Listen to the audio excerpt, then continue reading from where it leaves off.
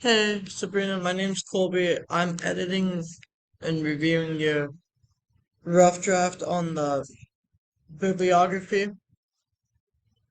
So the first thing I noticed a lot of was the double space spacing, like how it says remove a space here, remove a space here, add a space.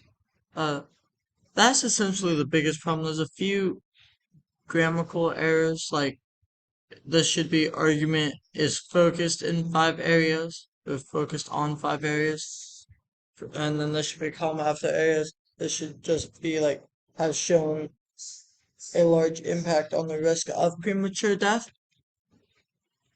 Also, don't forget to highlight the main topic, like what's supporting it, all that stuff. Out of the grade on the rubric, I have it here.